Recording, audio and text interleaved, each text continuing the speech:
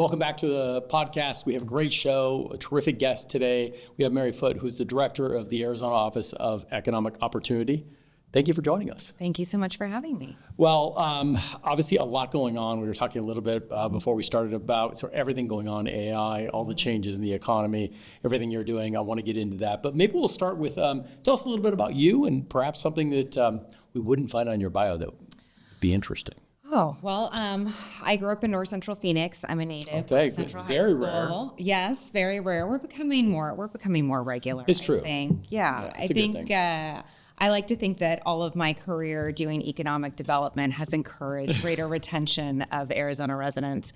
So yeah, really early on, I always tell people I've been in economic and workforce development for 15 years, but a lot of people don't know prior to that, I was in finance. I worked for Morgan Stanley during 2008, which I do not recommend. Good times. Great times. Yeah. And I think that is really what encouraged me to try to understand what's happening in the economy at a more macro level and try to understand what we can do to grow our economy. And that's really how I got into the business. And so you went from the private sector into the public sector. What was that jump like and why? Yeah, I mean, it was, I think part of it was 2008. So I think had the financial markets been stronger, had it been an easier ride, maybe I would have stayed. But I was able to get employment with ASU and they paid for my graduate degree.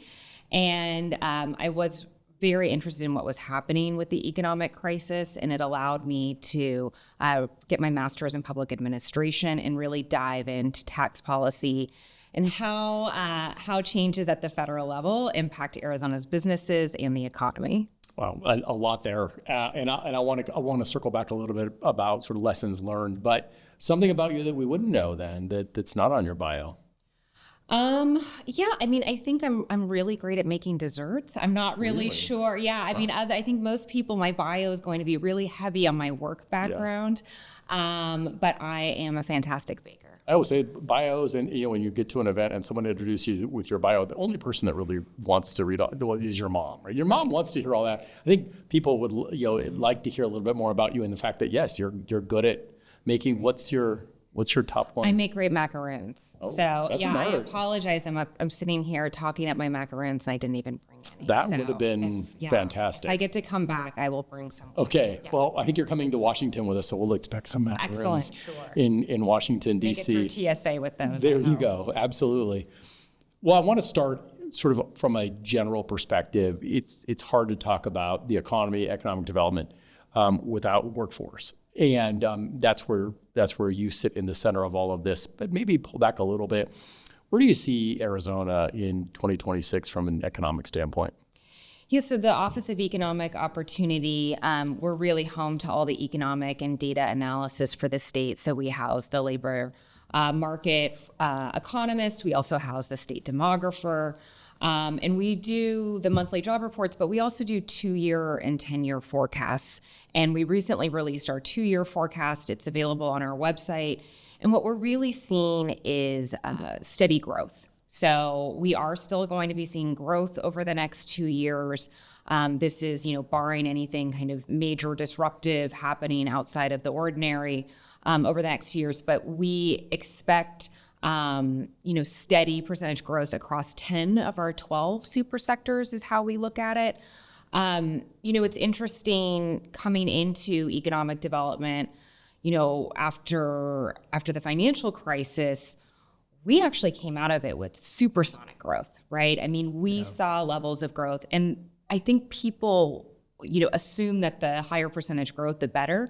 But actually getting to a mature economy, a resilient economy, it's good to see some of those sustainable growth levels because it is overall better for us. Is this kind of thinking about back probably around that time when we would get, for instance, a call center relocation? That was something that was celebrated. Today, it's looking at far more complex and high value type companies. Is that?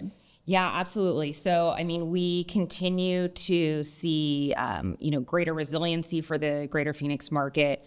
We do tend to see, we are seeing higher wages relative to the nation.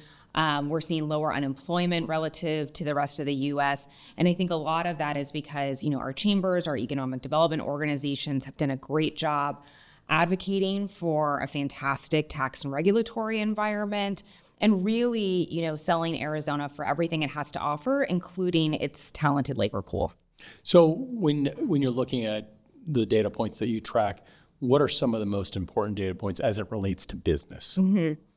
Yeah, I think for business, certainly we do look at the unemployment rate because we want to make sure that there is labor availability. We're at a really healthy rate, again, lower than the nation, but employers are still able to access talent. So overall, the labor pool is growing. More people are moving here. They're able to find jobs. So that should be encouraging that, employers should be able to find the labor that they need, at least from the overall size of the labor force. Certainly, from a state business perspective or a greater Phoenix business perspective, there are, I think, uncertainties at the national level. There are national and international headwinds. But if you're going to be a business anywhere in the U.S., being a business in Greater Phoenix, in the state, is a great place to be. So in the event that we do go into a recession, you feel like we're in a better position than most of the rest of the country?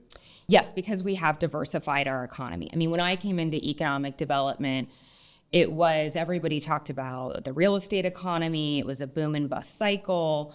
It was great to have fantastic growth, but that also meant low lows, right?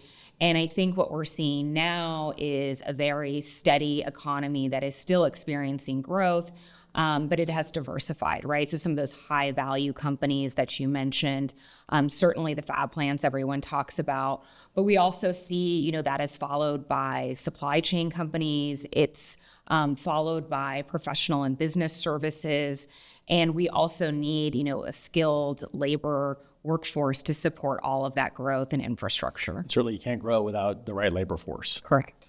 So I think it's fascinating that you talk about your experience is probably why you are where you are, in that you came in during the Great Recession and you were part of the teams that have gotten us to today. I was having a conversation with Sandra Watson, I think, day before yesterday, about this, and the fact that today we're living in the reality that we created starting in 2008. And what she said was, we need to now think about what 2.0 looks like. We can't just live in this. When you fast forward in terms of a 2.0, what do you see? I think, there are a couple of things. Certainly there's infrastructure that is required. I know the governor's office and her teams are doing a lot of forward thinking about how do we make sure we have the power, water, energy needs that are required to support the growth that we're seeing. And from our side, in partnership with the Commerce Authority, we're really focused on the workforce. Commerce Authority does a great job working with our semiconductor companies, some industry-specific employers that are coming in and the workforce they need. We're really focused on how do we supply all of the growth that we're seeing. So how do we look at the skilled trades, ensure we have enough workers there? How are we making sure that we have enough healthcare workers to support the growth that we're seeing? Mm-hmm. So I think for a 2.0, while we've done a great job attracting businesses, we need to spend a lot of time focusing on the businesses we've brought here and that were here already to ensure they have the workforce and the infrastructure they need in order to thrive. And we also need to support the overall workforce, not just for those industries, but for the massive growth that we've seen. I think that's a point well taken. And when you think about the massive influx of companies that we're seeing, beyond the TSMC, it is a staggering proposition to think about ensuring that they have that labor force that's so necessary. From where you sit, how do you start to chip away at that and ensure that not only do they have the workforce today, but 5 years down the road, how are you ensuring that we get there? Regardless of resources, you create better alignment. So how are we aligning our K-12 systems the career and technical schools to our post-secondary institutions, the community colleges, the fantastic universities we have. So ensuring that we have alignment, that we're all working toward the same in-demand industries. There is no better way to prepare someone for the workforce than to ensure that we're training them in the skills that industry is looking for, right? So at the Office of Economic Opportunity, we house the Governor's Workforce Council, which has majority business representation, to assure that any dollars we're receiving from the federal government are aligned to industry needs. So we're really industry focused with where we're pointing people. We also do it through programs. Office of Economic Opportunity, we have a program called Ready, Tech, Go. We support resources to the community colleges to make sure that they have advanced manufacturing programs that are aligned statewide, so employers can feel secure in knowing that, regardless of the employee they're taking from the community colleges, they have the skills and abilities and the knowledge that they need to do the job. We've also worked with the governor's office and her Talent Ready AZ initiative to launch Build It AZ. That's a program that's provided more than $5 million to registered apprenticeship programs. To build the economy, we have to build the workforce that does the building physically, right? Yes. And we know that a skilled worker is a registered apprentice. So we've also invested resources from that perspective as well. And currently, we're also very focused on understanding, potential impacts to the workforce from artificial intelligence. How do we transition those workers? Where is their substitution versus augmentation? And then finally, healthcare. Healthcare is 55% of the job growth in our state right now. I mean, That's staggering. And, part of that is certainly an aging population. About 20% of the state is 65 or older. It's only going to grow. So we need to make sure that we have the healthcare workforce that we need. And so we're investing dollars and resources and strategies for that as well. It's another dynamic. It's almost, that four-dimensional chess almost that you're having to deal with, because in almost all of these industries that are so important in Arizona, you're seeing an aging workforce. And you're really having to think about what that's going to look like in 5 or 10 years. Yeah, I think thankfully for Arizona, while we do have, an aging workforce, as does the rest of the country, right? I mean, the enormous growth we're seeing in healthcare jobs is the same, across the country. One of the benefits that we have is we also have a lot of in-migration, right? So we've had about 250,000 people move here since 2022. Even though we've had so many people move to the state, we've been able to maintain a lower than national unemployment rate, right? So that tells us that we can have people move here, absorb them, and they're able to find jobs. It doesn't tick up the unemployment rate. So, I think other states that are seeing the same, aging population, if they don't have that in-migration, if they can't compete for having an environment where people want to live, raise their kids, find employment, they're going to have a tougher time. So thinking about alignment, I think it's another important point that you make, and clearly we have to have those alignments to make it all work. Easier said than done. What grade would you give our state in terms of alignment? I would give us probably a B. I think we have work to do. I know our office, we have great relationships with the Department of Education. Part of the work that we do is when we look at the career and technical schools, they offer programs that are aligned to what our agency says are the in-demand industries, right? So every year we're saying, this is what we know are in-demand industries. This is where we're forecasting job growth. Not that we don't want to offer kids all kinds of opportunities for career and technical education. But again, if you want to have a healthy career pathway, it needs to be tied to industry needs. So I think from that perspective, we're reaching down into the K-12 levels to make sure that their curriculum is relevant to what the economy is seeking. And then certainly, I think our community colleges have done a fantastic job aligning to universities to make those transitions easier. We've also seen our community colleges be able to expand their offerings to provide bachelor's degrees in some of our most needed occupations like nursing, like teaching. And so we have some really bright spots in terms of alignment. I will never ever say an A for anything because I always think there's work to do everywhere. True. So, I think about this, and I hear this everywhere, that we really need to make sure that we're aligned and that we have people training in the areas that are in most demand. And I think about my days as a poli-sci major, a liberal arts major, probably if you fast forward to today, probably not a lot of people going into those fields. But I wonder, are we going to miss something where people aren't necessarily going to look at areas like literature or history or even political science 5 or 10 years down the road? Wonder what that's going to mean. Are we going to be as well-rounded in 10 or 15 years as we are today, or will it not matter? I think there are a couple of things. One, as somebody who studied both business and philosophy, that is somewhere, Sure. on my bio. I like that. I think it's important to have economic knowledge. I also think the critical thinking you get from liberal arts. I know you're going to be talking to Dr. Crow, and I'm sure he can expand even more on the importance of liberal arts degrees.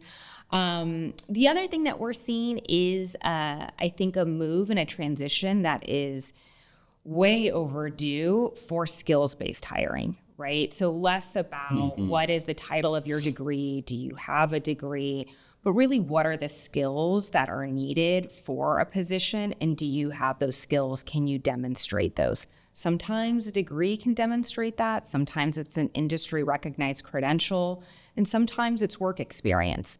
And so we can still have a well-rounded educational pursuit and background, but we do need to move to, really evaluating people's skills and not just the degrees that they have for the job. Certainly, you're a living proof of that.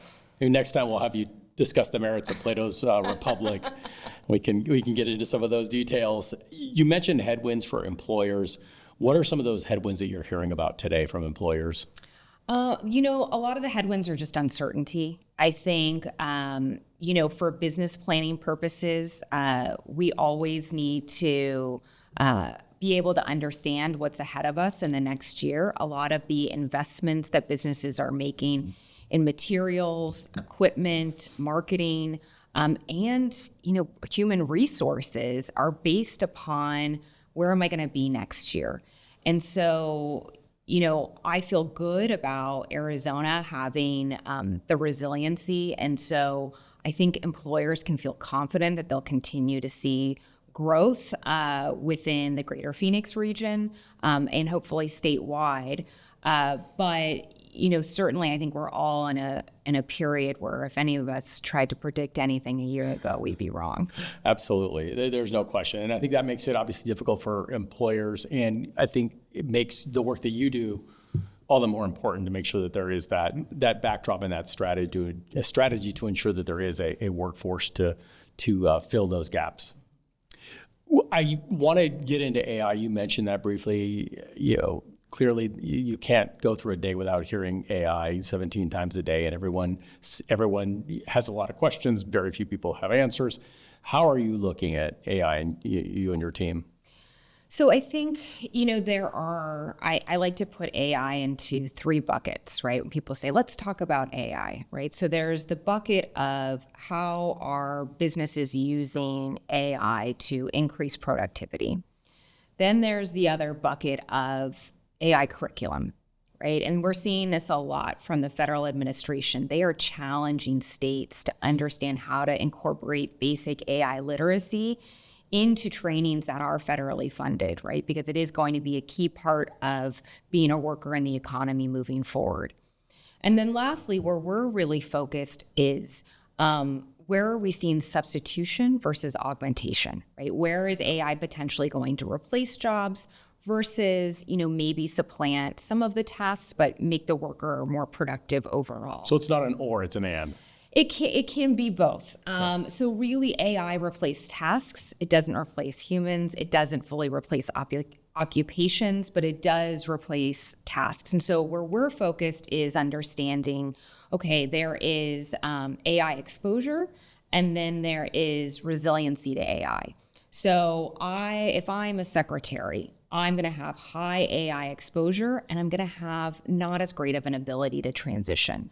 Whereas a software developer may have high AI exposure because of all the great coding programs that we're seeing come out of AI. But I have higher resiliency because demographically I'm probably younger, and I also probably have greater access to resources, right? So I have a longer runway and more money to make that runway work for me. So we're really thinking about that quadrant that has high AI exposure and less of an ability to transition. So what are the knowledge, skills, and abilities that exist in those jobs, like customer service, like administrative work, where we know older people, white-collar workers are going to be sensitive? And what are the jobs they most closely align to that don't have that same level of exposure? And are there training opportunities in between to help them get there as quickly as possible? And what are we as government doing to talk to employers about how they can make transitions within their own companies, or how to help them should, they need to maximize efficiency? We want to make sure that we're there to get people into positions that are going to produce productive career pathways for them. Well, and I think that is such a valuable way of looking at it. You thinking about a secretary as agents improve and get more sophisticated, you could see where that could start to threaten those jobs. And to be able to give those folks that have a set of skills that are valuable a pivot into a different profession would really obviously solve a problem for them, but certainly for the economy that's really still struggling to fill roles, a solution.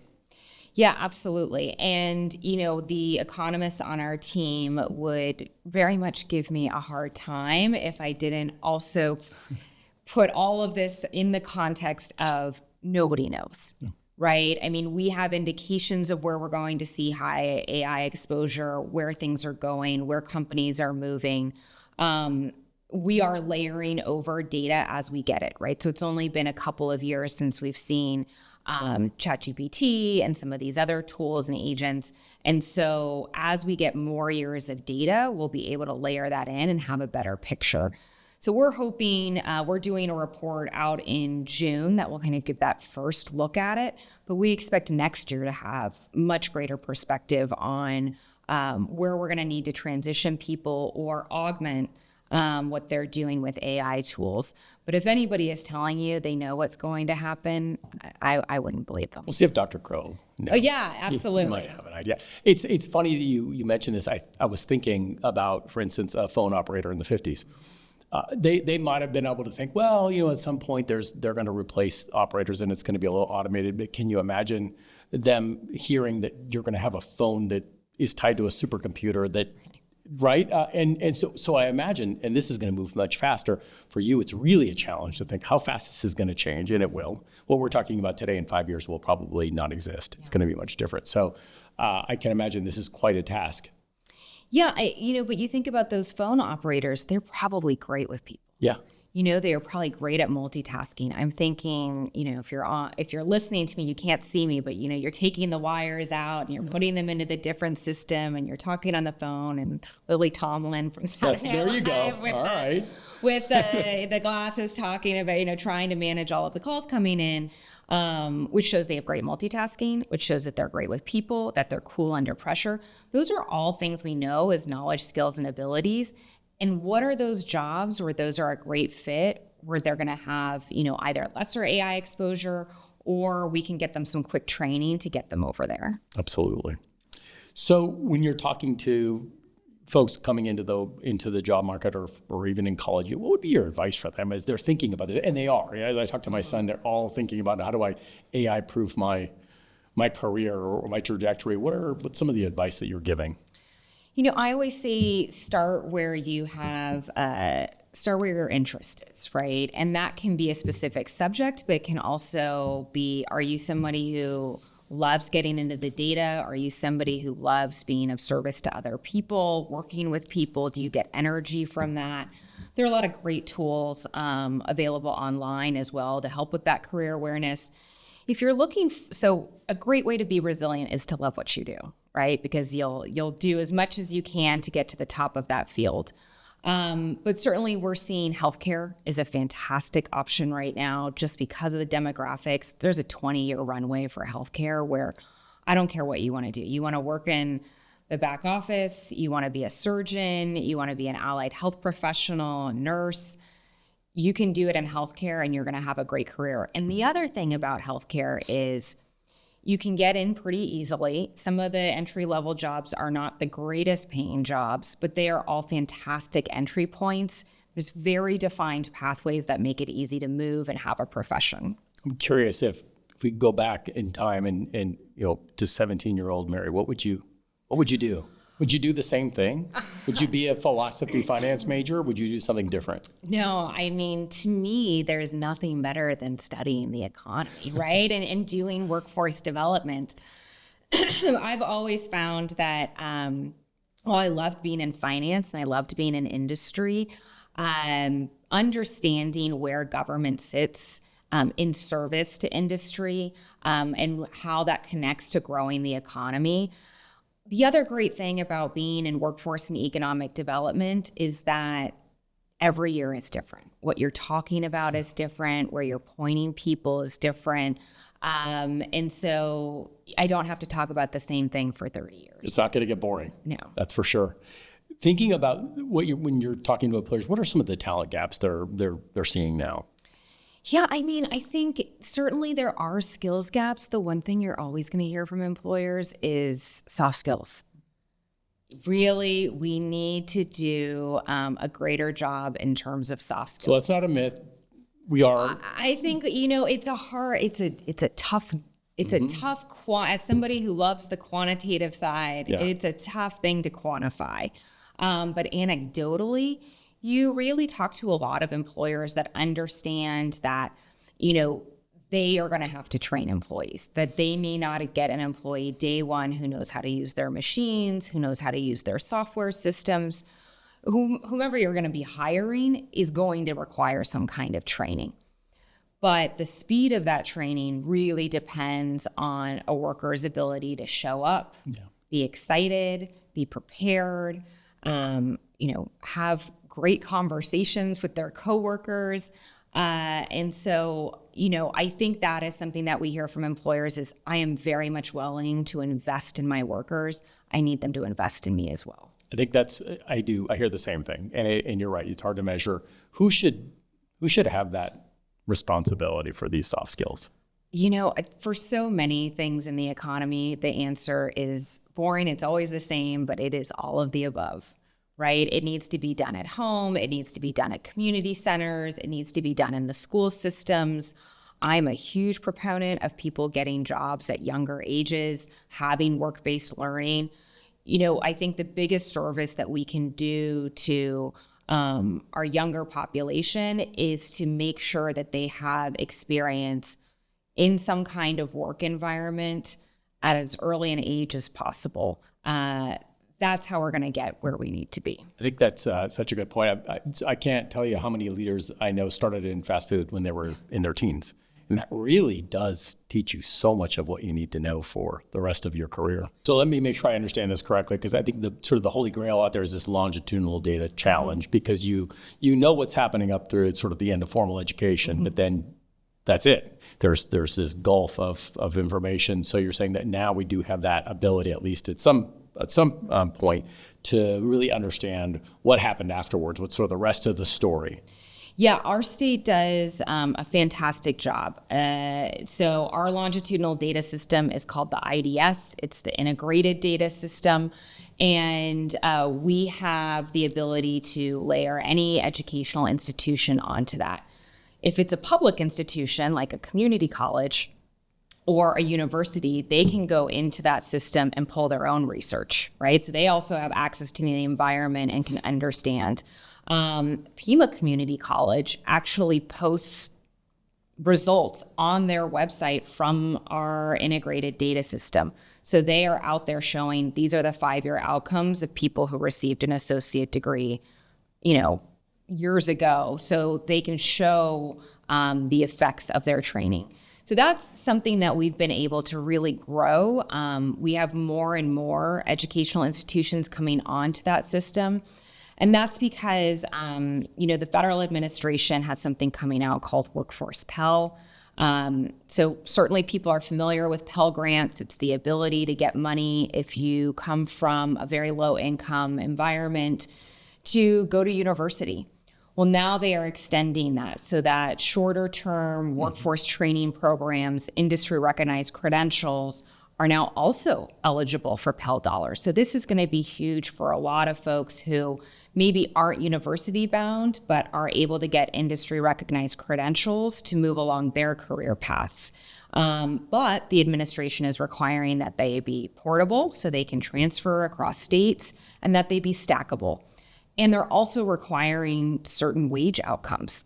And colleges, universities are not going to be able to show that data unless they are on an integrated data system or a state longitudinal data system. To your point about skills-based hiring, and so you really have something that's really micro-targeted to skills and to credentials.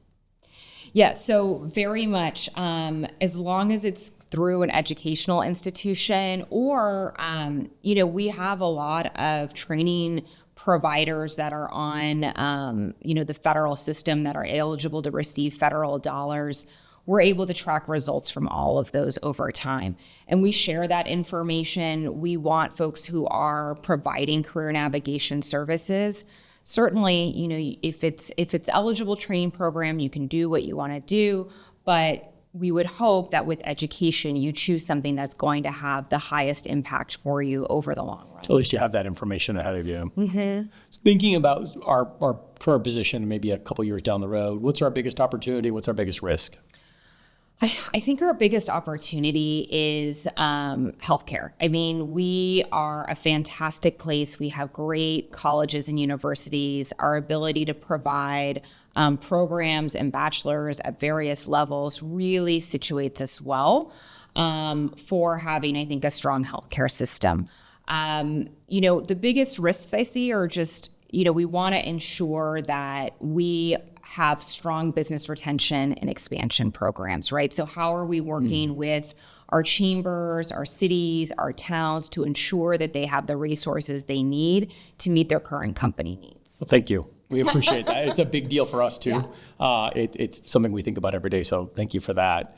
When you're thinking about sort of beyond this year, next year, and from a policy perspective, some of the policy levers that we should be pulling or thinking about, what do you suggest? What should we be focused on from a policy perspective? I wouldn't say anything specific. I think creativity is going to need to be, probably required. We don't have the greatest amount of resources.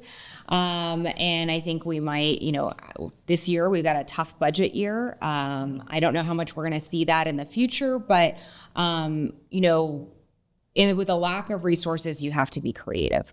I think the other thing for people to keep in mind is that the economic and workforce system is supported at all different levels. So if I have a job or if I'm trying to get training, I'm coming from somewhere, which is housing. I have to get there, which is transportation. Yeah. And I need someone to help support my family while I'm there, which is childcare. This governor has done a fantastic job interweaving childcare into all of the workforce programs that we offer. So Build It AZ, our skilled trades initiative, part of that money is able to fund transportation, childcare. We have a micro business lending program at the Office of Economic Opportunity. We're going to be providing additional funds for technical assistance for our very small childcare providers, businesses that have 5 or fewer employees.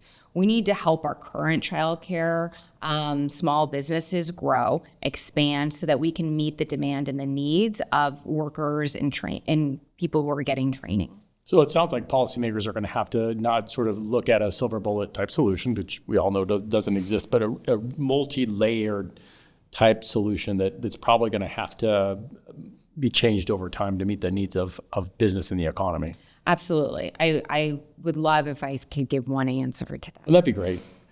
Well, I want to make sure that that there's also an opportunity for you to let us as the business community know how we can help support you in the work that you do. What would be one or two things that we could do to support you? Yeah, I think, for us, one of the things that we do when we're looking at the jobs numbers is we do a business survey. And so I really encourage businesses to complete those surveys because it helps us provide accurate data. I would say the other thing that businesses can do is familiarize yourself with what is available from the government.